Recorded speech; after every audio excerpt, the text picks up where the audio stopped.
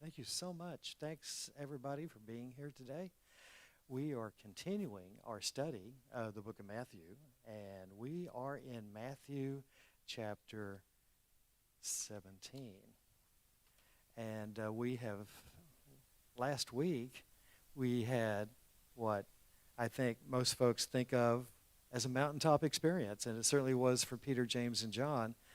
Uh, the the man that they saw as their rabbi, their teacher, who Peter had just recently confessed was the Messiah, the Son of God, and who basically someone that they have been learning more and more and more about as they spend time with him and they are instructed by him.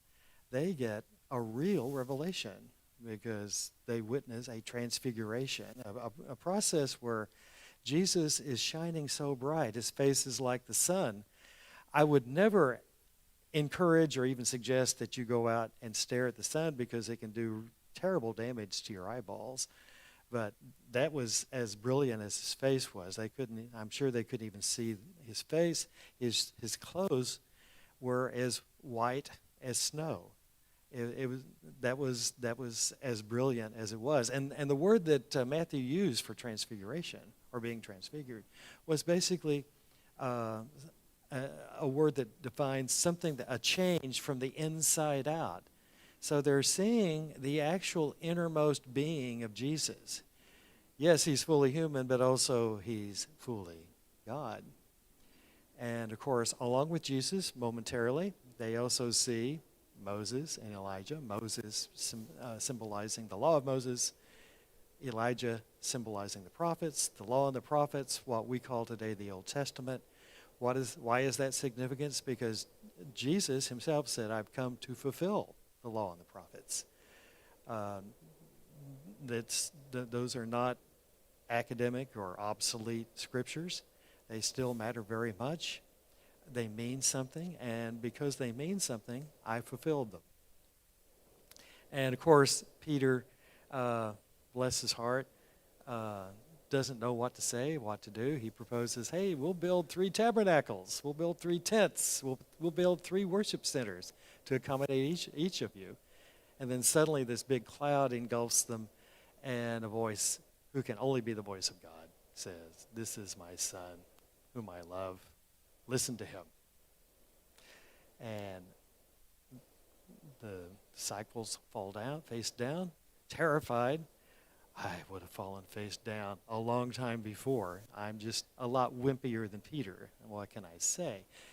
But when they look up, no more Moses, no more Elijah, just Jesus.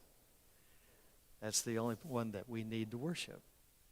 Jesus comes over, he touches them, he says, get up, and one of a phrase that we see repeated over and over and over and over and over and over and over and over in the Bible, don't be afraid.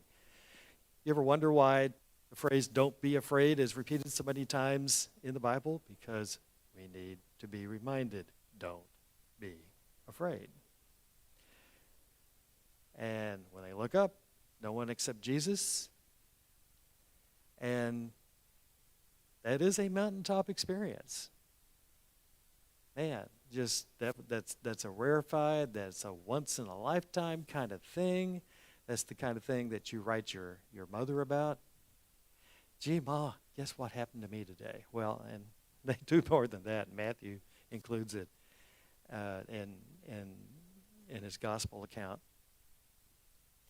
And as they're coming down the mountain, Jesus says, don't tell anyone what you have seen until the Son of Man has been raised from the dead. There again, there's that reminder that, hey guys, yes, I am the Messiah, but I'm not the Messiah that you've been reading about in the comic books.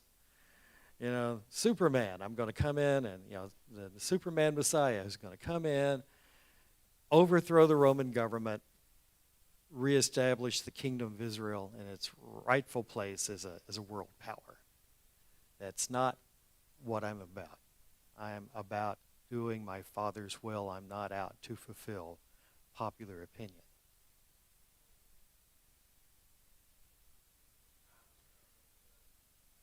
That's right. Until my time has come, don't say anything. There's the issue of crowd control. Remember, not so long before this, Jesus feeds the 5,000 in a largely Jewish audience, and on the basis of a couple of loaves, a couple of fish, people are fed. Basically, a crowd of as many as 20,000 by some accounts. They're fed, not only fed, they are satisfied.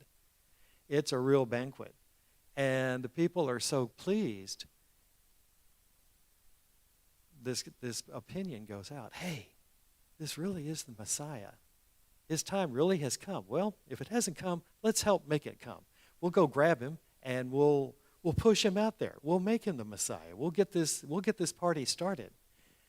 Jesus knows what's happening. So he breaks up the party, says, see you guys, have a nice day. But that's part of the problem. He's doing all these wonderful things. He's feeding them. He's feeding people. He's healing diseases. In some cases, he's raising people from the dead. And in some cases, he's also going head-to-head with the religious leaders of the time, the Pharisees, teachers of the law. And he's showing them up for the chumps that they are. And not calling them out or trying to make them feel bad, but basically they're trying to show him up and make him feel bad. And as a result, you've got this situation of okay, who's right, who's wrong, and is this a time to be diplomatic? And I think Jesus is always diplomatic, but even when he is setting people straight, there's a time to when you need to speak softly. And then, Teddy Roosevelt said, speak softly, carry a big stick. There are times when Jesus speaks very softly, but there are times when he needs to use that stick, and so he does.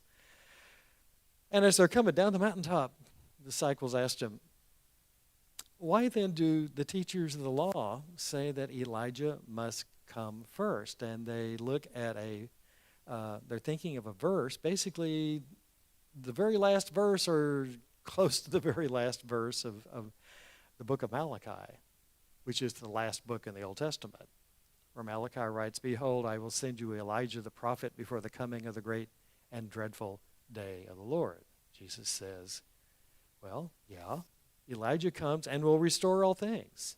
And that phrase may actually be a reference to something that has not happened yet.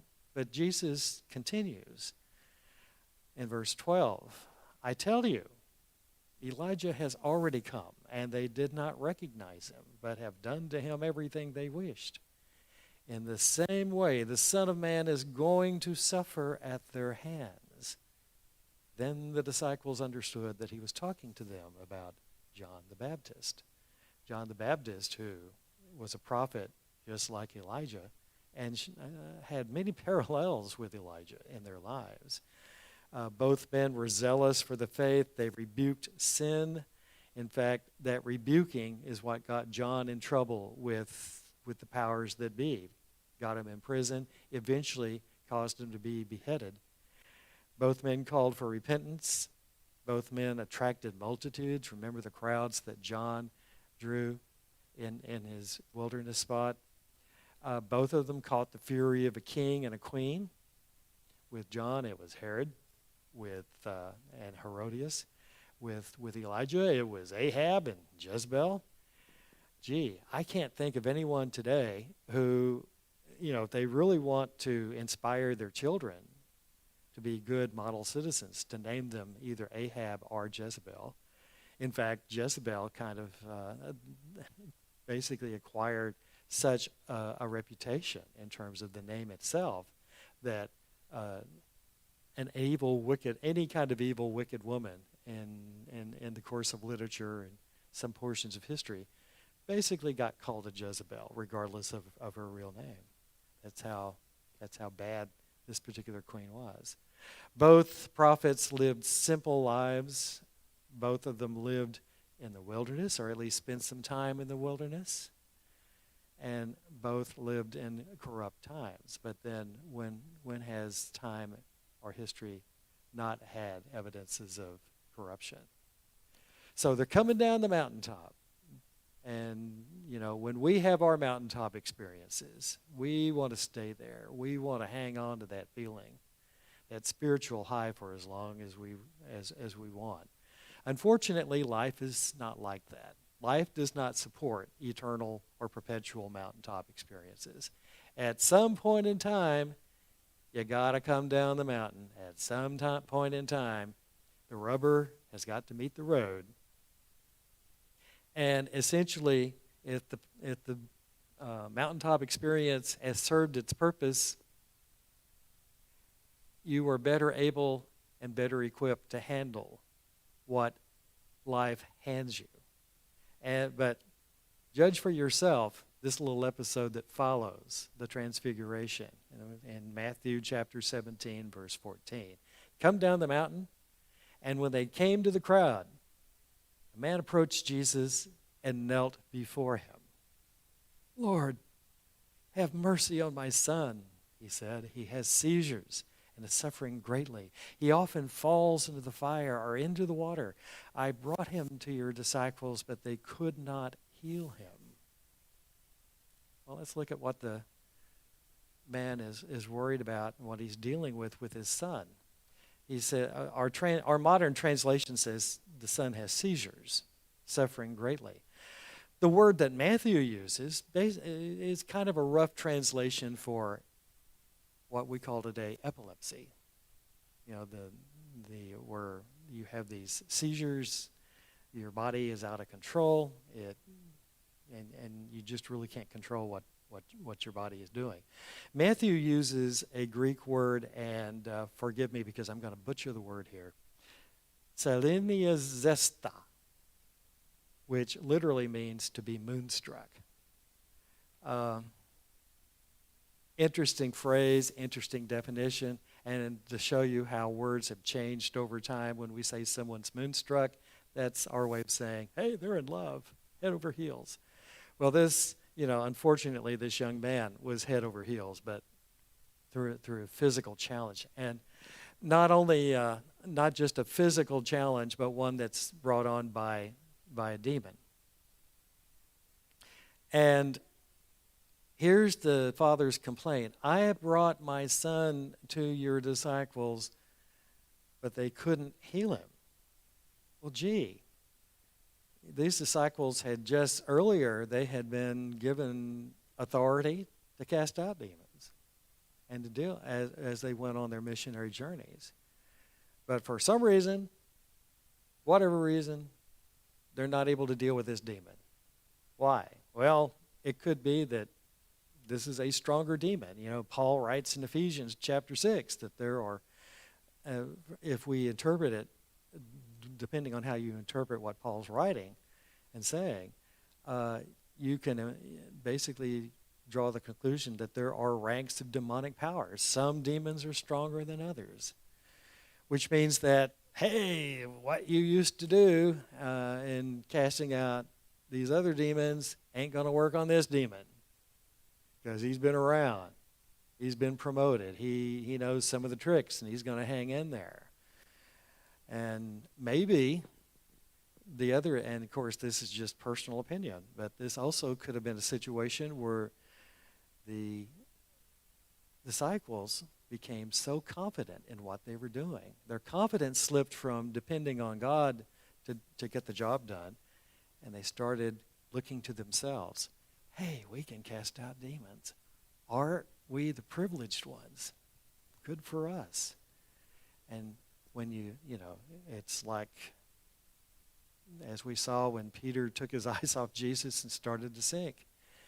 That happened physically. When you take your eyes off Jesus spiritually, you begin to sink spiritually because you lose the real focus of your spiritual power. So for whatever reason, you got a young boy here, demon-possessed, having seizures to the point where they are life-threatening or his life is in actual danger. And disciples can't help him out. Jesus replies, "You unbelieving and perverse generation," Jesus replied, "how shall I stay with you? How long shall I put up with you?"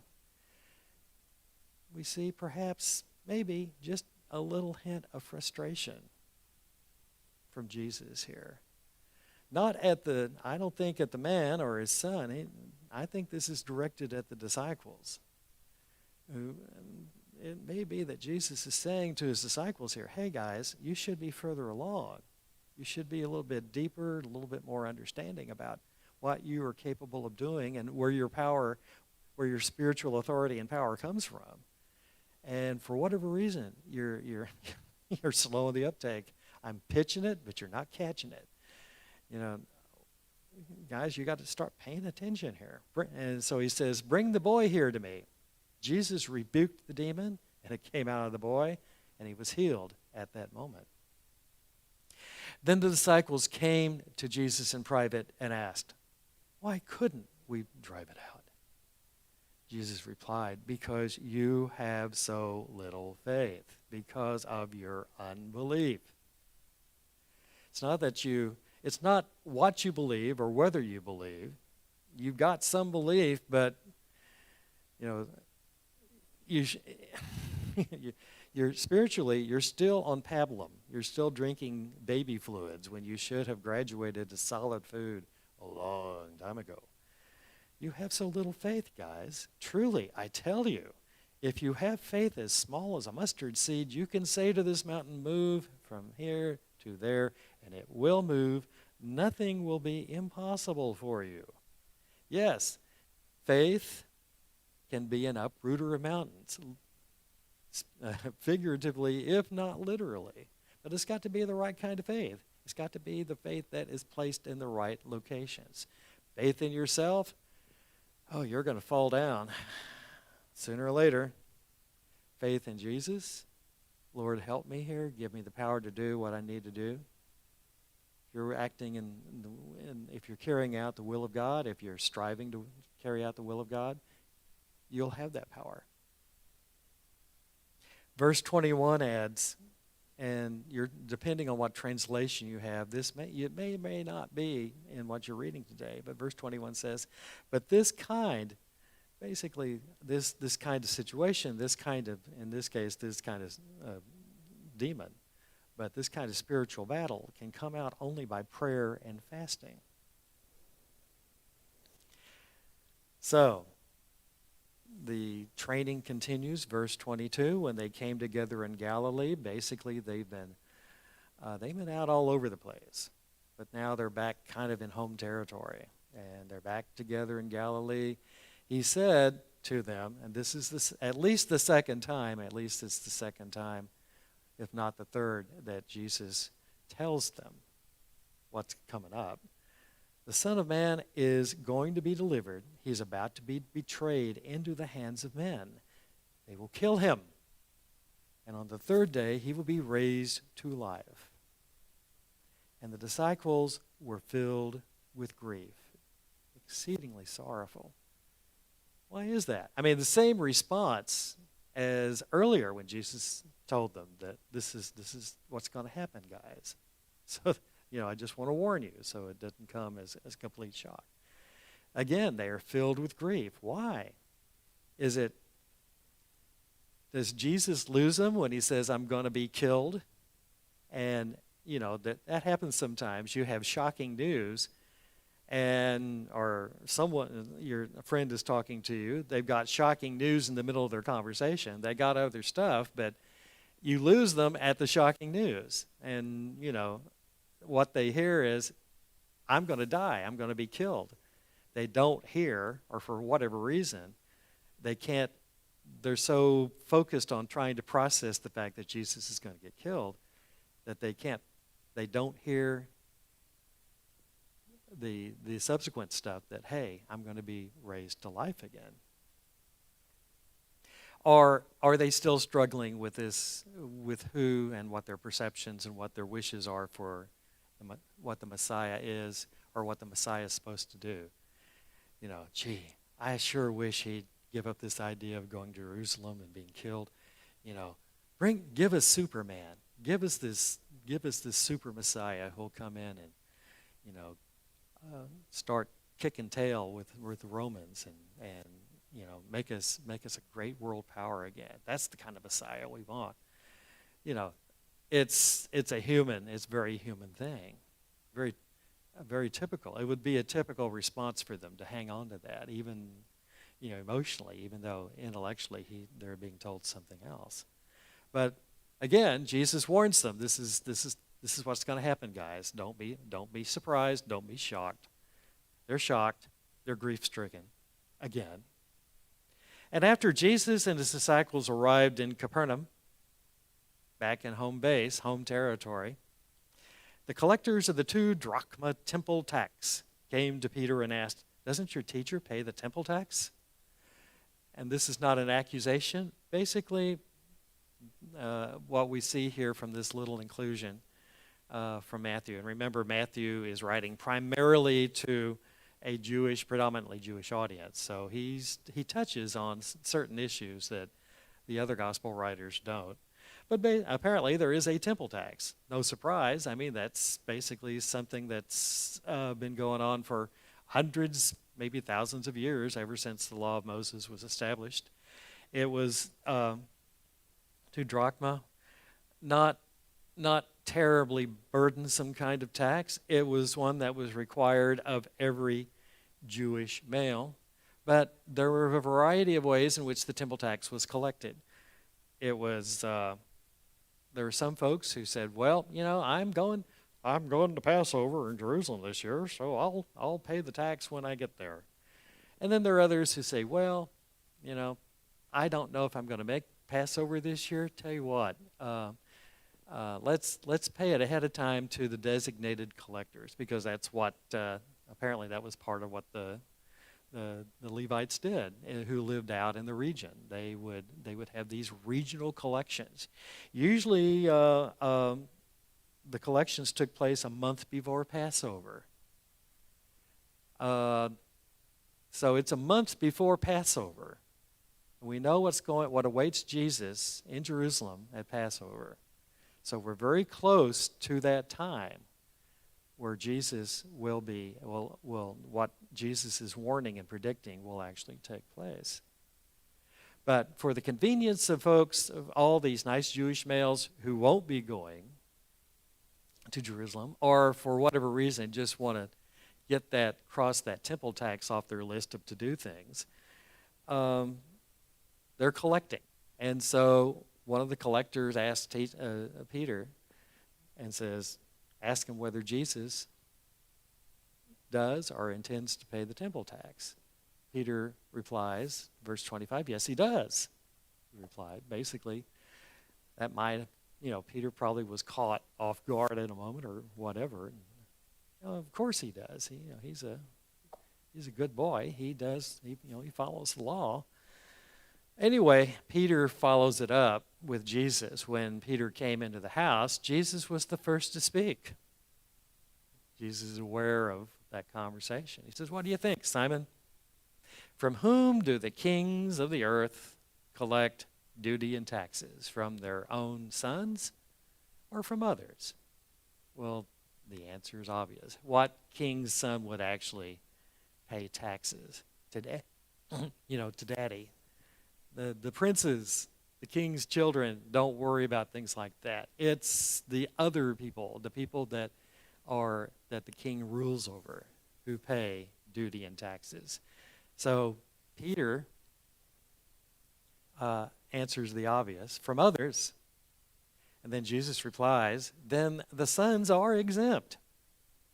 Jesus is basically establishing a very clear principle here. I don't have to pay the temple tax because, hey, I am the Son of God. I'm the one who is being honored as part of all these temple duties. But verse 27, but so that we may not cause offense, tell you what we're going to do. Jesus is saying here, I don't have to pay the tax. Either because, as previously stated, I am the Son of God, or even if you're not quite sure that I'm the Son of God, I'm a rabbi, I'm a teacher. And that was one of the nice little things about being a rabbi, teacher of the law. You didn't have to pay the temple tax. You were exempt from the tax. So on either count, Jesus was exempt. But he says, so that we won't cause offense, so that we don't stir up needless controversy, go to the lake and throw out your line. Now, this is something probably unusual for Peter, because Peter is a fisherman, so he knows what fishing is about. Peter is a deep sea fisherman. He goes out, takes his net. He doesn't make his living catching one fish at a time, reeling them in. But he goes out in the middle of the lake, takes his net or nets, throws them out, and he catches hundreds of fish. That's the whole idea of being a fisherman. Standing at the shore of the lake with his rod and reel, or something even more primitive, that's kind of a come down for Peter. But that's what Jesus tells him to do. Go to the lake, throw out your line, take the first fish you catch, open its mouth, and you will find a 4 drachma coin. Hey, what's the total tax? It's 2 drachmas a head. So, multiply 2 by 2. Hey, the temple tax twice over. What's that for? Take that coin, give it to them for my tax and yours. So we see here where Jesus trusts in God's provision. He knows that what he tells Peter to do is going to take care of this issue of paying the temple tax. Peter basically has a little exercise and probably in humility. Wonder if he got wonder if he got jeered by some of his friends. Hey, Peter, what you doing with that rod and reel there? Just never mind. But anyway, the temple tax is taken care of for Jesus and Peter. Why didn't Jesus pay the temple tax for the rest of the disciples? Well, probably because, as far as we know, he and Peter were the only residents in Capernaum, and this was a tax being collected for the residents of Capernaum. So, one of those little interesting issues. As we go into chapter 18.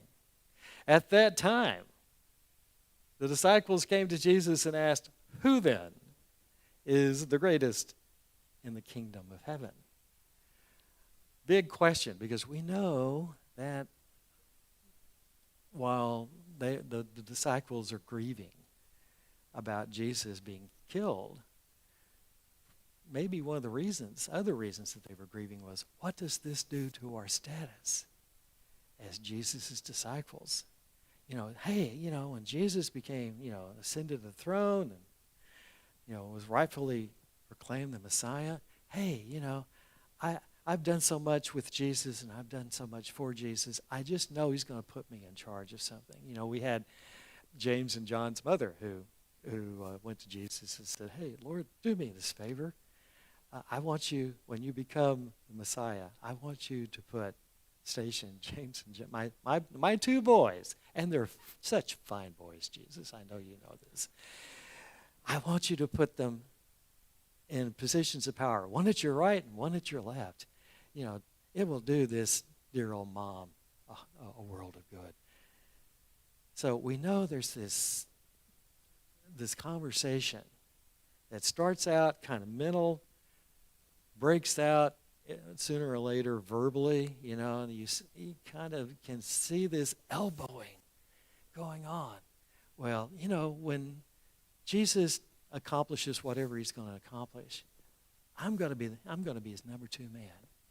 Really? Well, that would be me. I've been doing stuff. I've been taking care of stuff you don't know anything about. Well, no, it's going to be me. No, it can't be you, Matthew, because you're ugly and your mother dresses you funny.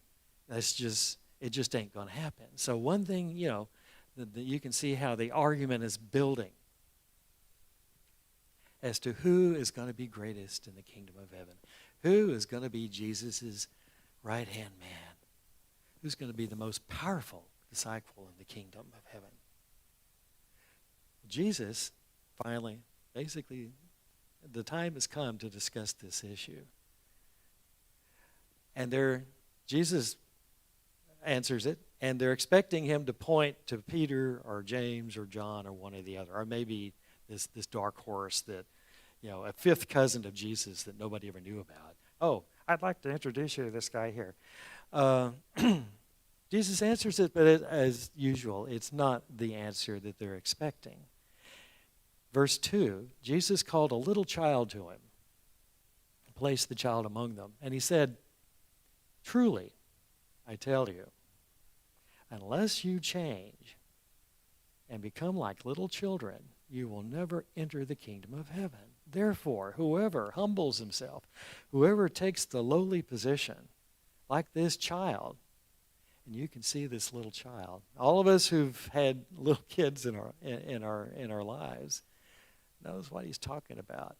They're simple-minded, yes, because basically that's where they are in that stage of their life. They haven't grown old enough to become cynical or conniving. They are full of innocence, and they are totally trusting on the big people around them.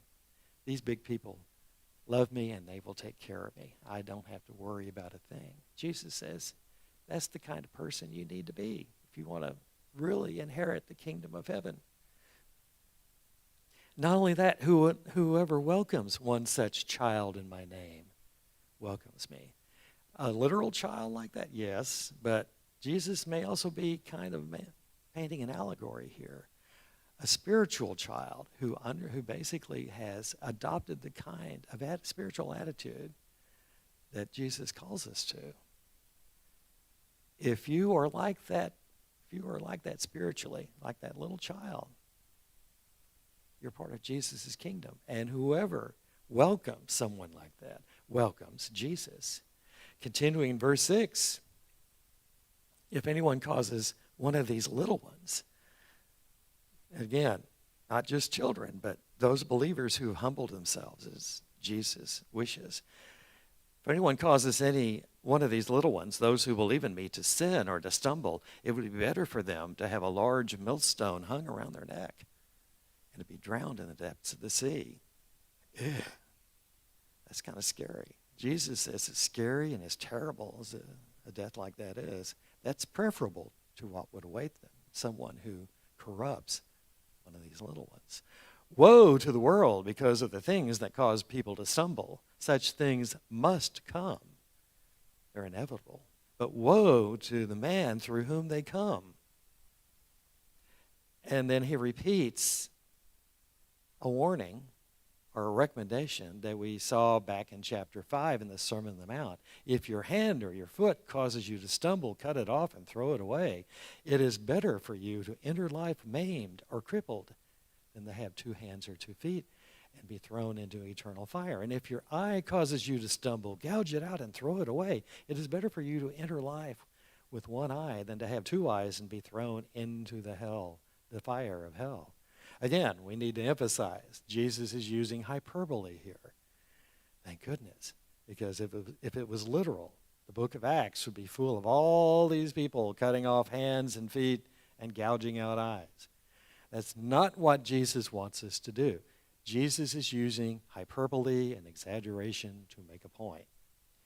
As there in extreme cases, you may need to take extreme measures. You may need to take extreme sacrifices to do the right thing, to do a course correction so that you stop sinning and you are carrying out God's will. You are obeying God. And it's not literally disfiguring yourself, but it may feel like it at times. You may have to take a very strong course correction. Yes. Put it to death. Put to death. Put the sinful man to death. And so Jesus is saying that may be necessary. And if so, be prepared to do it, because spiritually you will be better off making that sacrifice in your life than to cling to it, to let it cling to you, and to hinder you from what could have been a more productive, more wonderful spiritual life. Jesus continues, verse 10, see that you do not look down on, see that you do not despise one of these little ones. Again, yes, little children, yes. Spiritual children, yes. For I tell you that their angels in heaven always see the face of my Father in heaven. Does this mean that we have angels watching over us? Well, there are several verses that in the Bible, Old Testament and New, that tend to point to that. Do we worship those angels? No. Angels are not beings to be worshiped. They're doing, like us, they're doing the will of God. They're carrying out God's instructions. But their angels in heaven always see the face of my Father in heaven. And again, another verse that may or may not be in your translation, for the Son of Man came to seek and save the lost. And he leads into that with a short and snappy parable. What do you think? If a man owns 100 sheep and one of them wanders away, will he not leave the 99 on the hills and go to look for the one that wandered off? And if he finds it, truly, I tell you, he is happier about that one sheep than about the 99 that did not wander off. In the same way, your Father in heaven is not willing that any of these little ones should perish. Does it mean that God doesn't care about all the 99% of his children that, hey, are living good lives and doing what they can to basically stay part of the family of God and do his will? Of course he still loves them. Of course he still cares for them. But he is just as happy about that one sinner who repents, who is reclaimed, who comes back into the family of God. That's the kind of God that we serve. Well, we're going to stop there because there's some other things in chapter 18 that we kind of want to get into the details on. Jesus, in this chapter, will talk about how to deal with sin that occurs within the church with fellow Christians, brothers and sisters. And then he tells us another story about dealing with forgiveness or maybe unforgiveness. So if you will, please read the rest of chapter 18. That'll be our lesson for next Sunday. I want to thank you, as always, for your time and attention. I hope you enjoyed this lesson, and I wish that you have a good week. We'll see you next Sunday.